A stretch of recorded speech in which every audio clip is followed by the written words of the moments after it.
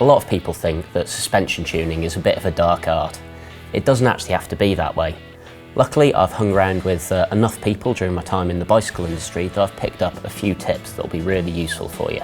So, without further ado, this is BikeRadar's 5 common bike handling problems and how to fix them by suspension trickery. So, number 1 is bottoming out your suspension on drops and jumps. Well, first off, what is bottoming out? That means that you've used all the available suspension travel. That's not necessarily a bad thing if it's in the right circumstance. I mean, going off a really large jump, sort of like a really big drop, a really heavy compression, that's fine. You should use all of your suspension travel there. But if you're regularly hitting the end of your suspension travel, which you'll notice because it'll feel very, very harsh when you land, that's not right. So first things first, you need to make sure that you've got your sag set up correctly. The sag is basically how much the suspension compresses just under your weight of you and your riding kit. As a rough guide, I like to run around 20% sag on my fork and around 30 to 35% on the rear. What you should run really depends, but somewhere around that area is a good figure to start with. However, if you've got your sag set up correctly and you're still having problems with bottoming your bike out, you need to look at the progression of your shocks. Progression describes how the amount of force needed to compress the suspension a certain amount changes through the travel. Generally, as you get towards the end of the travel, as in where you're bottoming out, you want there to be more force so it resists these forces. However, in the start of the stroke, you still want it to be quite low, so doesn't need too much force, so then you get lots of grip and it's supple. Happily, because most modern mountain bikes use air springs, you can now adjust the progression of them by altering the air volume. Again, if there's a smaller air volume, then that curve as it compresses, that becomes steeper, e.g. more progression, it'll be more resistant to bottoming out. That's really, really handy. A number of companies such as RockShox and Fox, they make screw-in tokens or clip-on tokens that you can put into your fork's air spring. The same also happens for rear shocks. These come in different sizes, so you can basically fine-tune how much progression you want.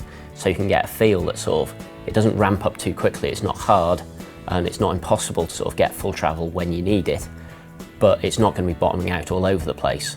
It's a really easy thing to do, and don't be put off by the fact that you have to open your shock can or you open the top of your fork up. And again, if you're never using full travel, even when you're doing your biggest hucks, then you might actually want to think about maybe taking the volume spacer out, because there's no point having all that travel if you never ever use it. Personally, I like to keep a little bit of travel in store, which I know is the safety inch, for when you have a really, really badly misjudged jump or something else, then that's the only time I really want to see full travel out of my forks. Number 2, does your bike feel really nervous when you're riding steep terrain? Do you feel like it's going to pitch you over the bars? Does it just feel unstable? Well, if it does, there's one way that you might be able to secure some of that. Let's assume that you've got your sag and rebound settings in roughly the right place. If you have, then there might be a way that you can help mitigate this feeling of nervousness. And the way to do that is to pop a bit more air in the fork, maybe let a little bit of air out the shock, maybe add a click of rebound, and that'll make your bike sit up at the front a bit, which slackens the head angle and make it a bit calmer, and sit down at the rear, and again, get a bit more traction. What that should do is that when you're riding steep things, the bike will stay dynamically a bit slacker and it should be a bit more stable. It'll sit into the corners better, and you'll have more rear wheel traction, and you won't have as much change of your head angle when you're braking from a slightly stiffer fork. That means that the bike will hold this dynamic geometry much better.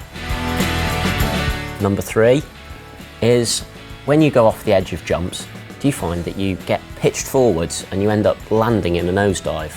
It's not a particularly pleasant feeling at all, but there is a really easy cure for it. Try adding a click or 2 of rebound on your rear shock. What that means is when your rear wheel comes off the lip of the jump, if your rebound's too fast, it'll extend really quickly, which obviously fires the bike forwards like that, and you'll end up nosediving in. By making that rear wheel return slightly slower, hopefully you'll be able to carve a smoother, more stable arc over the jump. Pick a jump that you're pretty confident on, and then just experiment and just see what the bike does and how it feels. You should be able to feel how the bike reacts through your legs and whether it tries to flick you forwards or whether it just stays in a nice stable position. Number 4, and this one's actually a really neat one, I'm quite pleased when I was told this. Do you have trouble when you're riding around flat or gravelly corners with the rear end stepping out and sort of trying to overtake the front? Well, there can be quite a simple cure.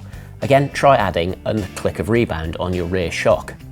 What that'll do is that as the wheel is going over this choppy surface, it'll actually slow it down. So instead of kind of bouncing and breaking traction, which means that the wheel can move and try and overtake you, it'll actually slow that down. So hopefully keeping that tyre in contact with the ground a bit more.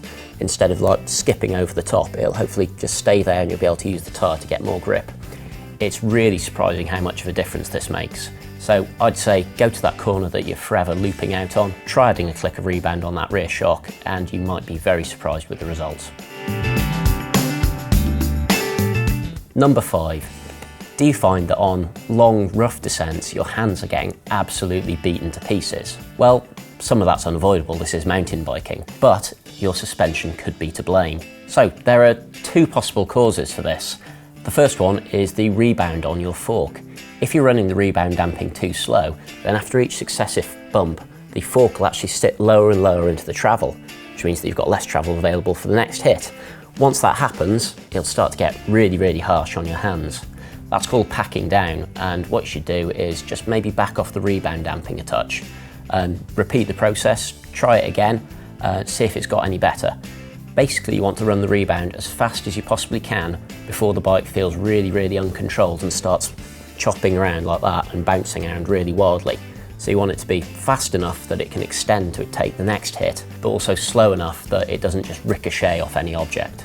The other thing that could be to blame is your compression damping. A lot of forks now have external compression damping adjustment. On really high-end models, you can sometimes get both high and low speed compression adjustment. Basically, if your fork is being really harsh straight from the off and you're pretty happy with where your sag is, just see how much compression damping you've got wound off and consider backing it off a little bit. So I hope you find some of those suspension tips useful. I personally think that spending a day or half a day just concentrating on doing runs on a bit of your favourite trail and getting your suspension set up perfectly is a really wise investment in time. If your bike's set up well, it'll be much more controlled, much more confidence inspiring, and that means much more fun. Don't be afraid, get out there and have a go at it.